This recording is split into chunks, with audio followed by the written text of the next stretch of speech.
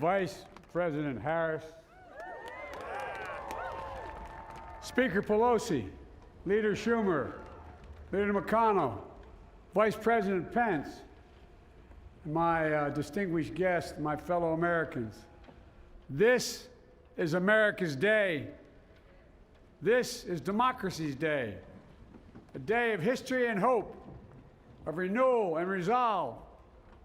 Through a crucible for the ages, America has been tested anew, and America has risen to the challenge. Today, we celebrate the triumph not of a candidate, but of a cause, the cause of democracy. The people, the will of the people, has been heard, and the will of the people has been heeded. We've learned again that democracy is precious, democracy is fragile, and at this hour, my friends, democracy has prevailed. So now, on this hallowed ground where just a few days ago, violence sought to shake the Capitol's very foundation, we come together as one nation, under God, indivisible, to carry out the peaceful transfer of power as we have for more than 2 centuries. As we look ahead in our uniquely American way, restless, bold, optimistic, and set our sights on the nation we know we can be and we must be. I thank my predecessors of both parties for their presence here today. I thank them from the bottom of my heart. And I know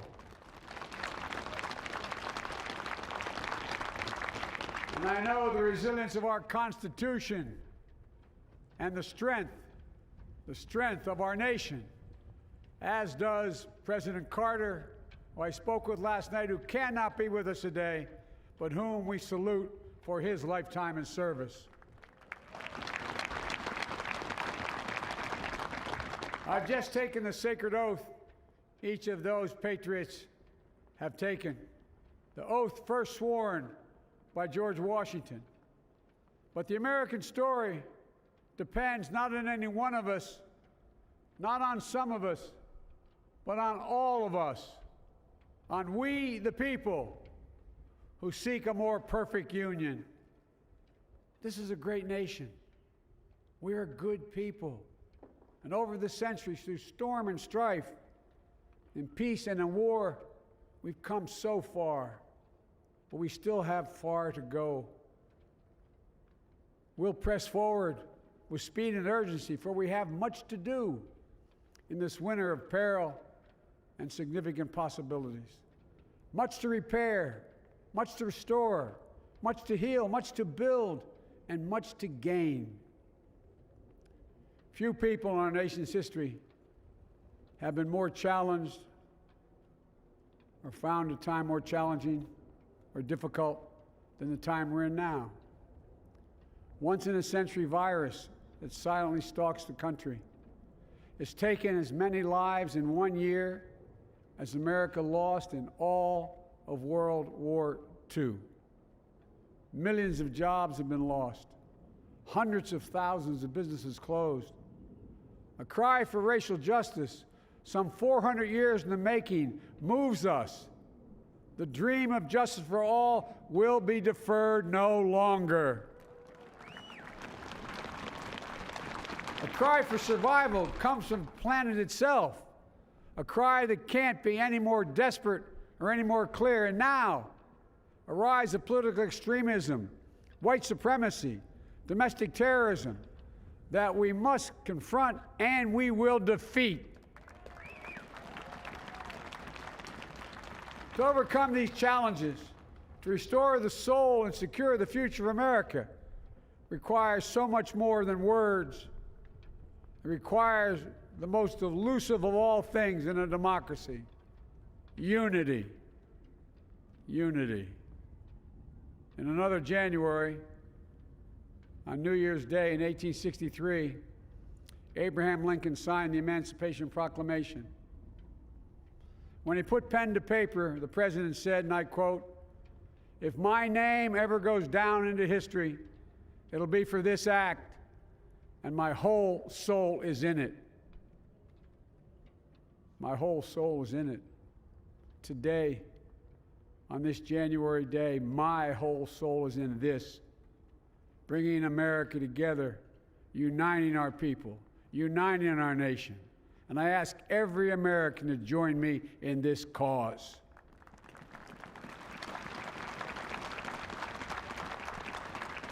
Uniting to fight the foes we face: anger, resentment and hatred, extremism, lawlessness, violence, disease, joblessness, and hopelessness.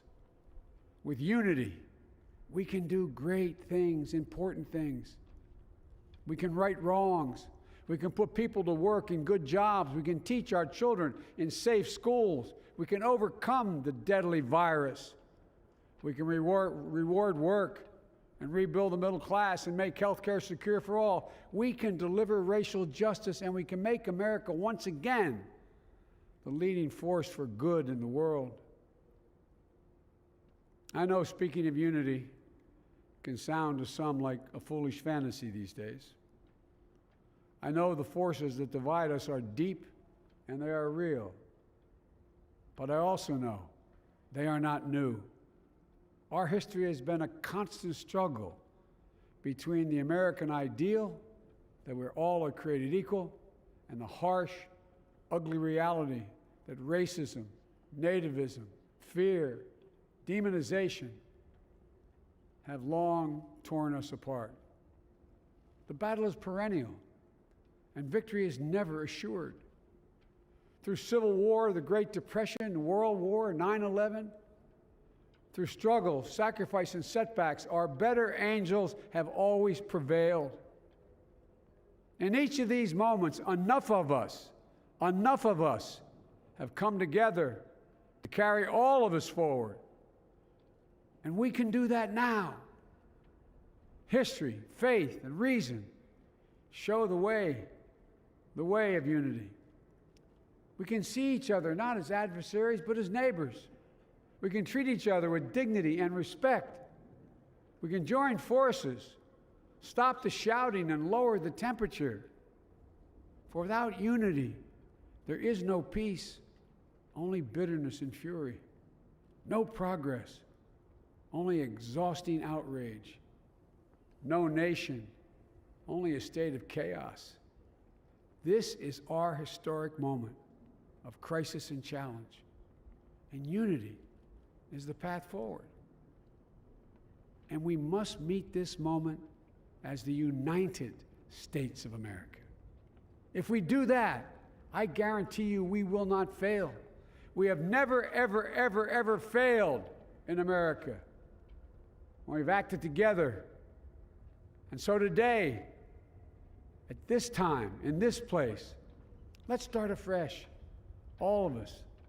Let's begin to listen to one another again, hear one another, see one another, show respect to one another. Politics doesn't have to be a raging fire, destroying everything in its path. Every disagreement doesn't have to be a cause for total war. And we must reject the culture in which facts themselves are manipulated and even manufactured.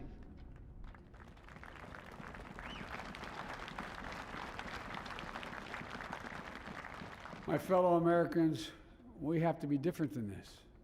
America has to be better than this. And I believe America is so much better than this. Just look around. Here we stand in the shadow of the Capitol Dome, as was mentioned earlier, completed amid the Civil War, when the Union itself was literally hanging in the balance. Yet we endured. We prevailed. Here we stand, looking out on the great mall where Dr. King spoke of his dream. Here we stand where 108 years ago, at another inaugural, thousands of protesters tried to block brave women marching for the right to vote. And today, we mark the swearing in of the first woman in American history elected to national office, Vice President Kamala Harris. Don't tell me things can't change. Here we stand across the Potomac from Arlington Cemetery, where heroes who gave the last full measure of devotion rest in eternal peace. And here we stand, just days after a riotous mob thought they could use violence to silence the will of the people, to stop the work of our democracy, to drive us from this sacred ground. It did not happen. It will never happen. Not today, not tomorrow, not ever. Not ever.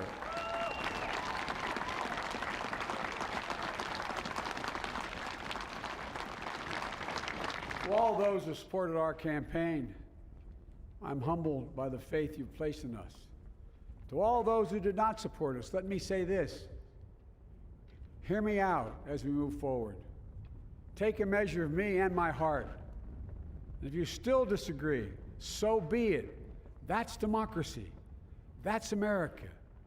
The right to dissent peaceably within the guardrails of our republic is perhaps this nation's greatest strength. Yet hear me clearly. Disagreement must not lead to disunion. And I pledge this to you. I will be a president for all Americans. All Americans. And I promise you, I will fight as hard for those who did not support me as for those who did.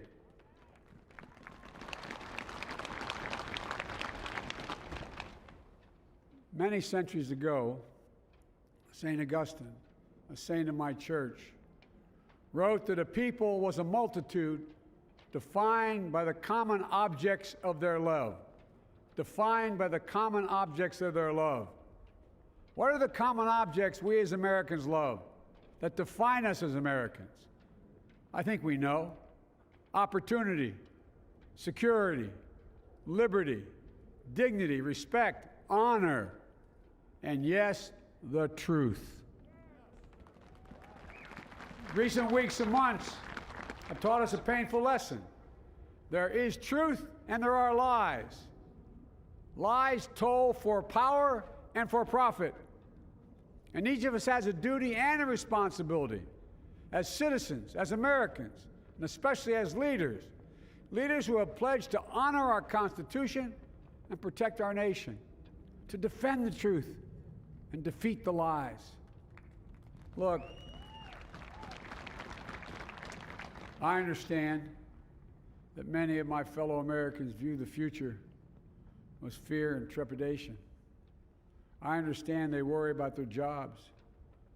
I understand, like my dad, they lay at bed at night, staring at the ceiling, wondering, can I keep my health care?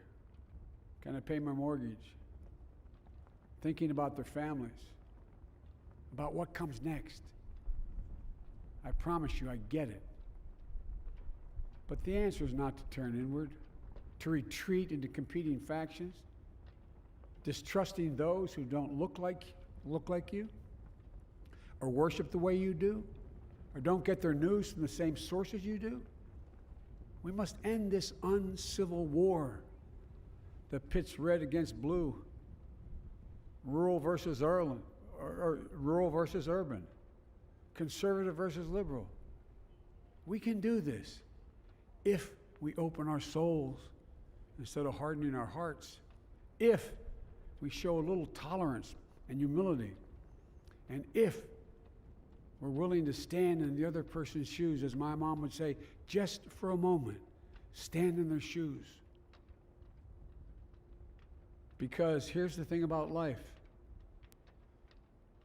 There's no accounting for what fate will deal you. Some days, when you need a hand. There are other days when we're called to lend a hand. That's how it has to be. That's what we do for one another. And if we are this way, our country will be stronger, more prosperous, more ready for the future. And we can still disagree. My fellow Americans, in the work ahead of us, we're going to need each other. We need all our strength to persevere through this dark winter. We're entering what may be the toughest and deadliest period of the virus. We must set aside politics and finally face this pandemic as one nation. One nation. And I promise you this, as the Bible says, weeping may endure for a night, but joy cometh in the morning. We will get through this together. Together. Look, folks, all my colleagues I serve with in the House and the Senate up here, we all understand the world is watching all of us today. So here's my message to those beyond our borders. America has been tested, and we've come out stronger for it. We will repair our alliances and engage with the world once again, not to meet yesterday's challenges, but today's and tomorrow's challenges. And we'll lead not merely by the example of our power, but by the power of our example.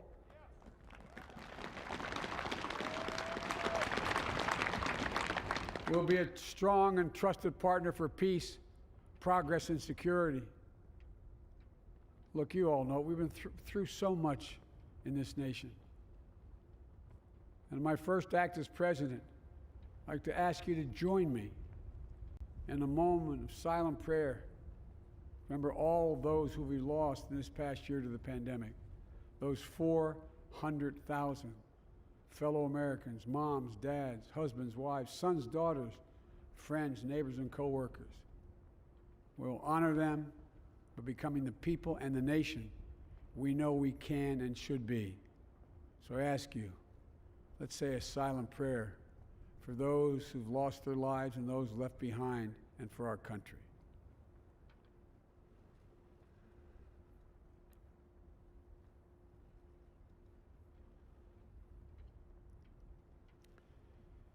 Amen. Folks, this is a time of testing.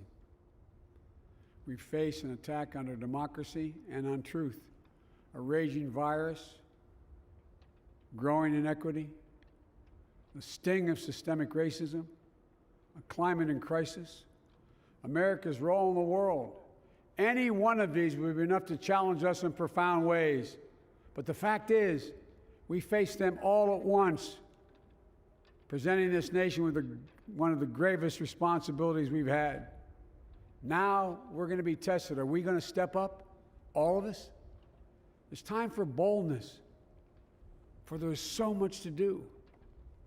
And this is certain. I promise you, we will be judged, you and I, by how we resolve these cascading crises of our era. We will rise to the occasion is the question. Will we master this rare and difficult hour? Will we meet our obligations and pass along a new and better world to our children? I believe we must. I'm sure you do as well. I believe we will. And when we do, we'll write the next great chapter in the history of the United States of America, the American story. A story that might sound something like a song that means a lot to me. It's called American Anthem. There's one verse that stands out, at least for me, and it goes like this. The work and prayers of century have brought us to this day. What shall be our legacy? What will our children say? Let me know in my heart when my days are through. America, America, I gave my best to you. Let's us add our own work and prayers to the unfolding story of our great nation. If we do this, then when our days are through, our children and our children's children will say of us, they gave their best, they did their duty, they healed a broken land. My fellow Americans, I close the day where I began, with the sacred oath. Before God and all of you, I give you my word. I will always level with you. I will defend the Constitution. I'll defend our democracy. I'll defend America. And I will give all of you, keep everything I do in your service, thinking not of power, but of possibilities, not of personal interest, but the public good. And together, we shall write an American story of hope, not fear, of unity, not division, of light, not darkness, a story of decency and dignity, love and healing, greatness and goodness. May this be the story that guides us, the story that inspires us, and the story that tells ages yet to come that we answered the call of history. We met the moment. Democracy and hope, truth and justice did not die on our watch but thrived. That America secured liberty at home and stood once again as a beacon to the world. That is what we owe our forebears, one another, and generation to follow. So, with purpose and resolve, we turn to those tasks of our time, sustained by faith, driven by conviction, and devoted to one another and the country we love with all our hearts. May God bless America, and may God protect our troops. Thank you, America.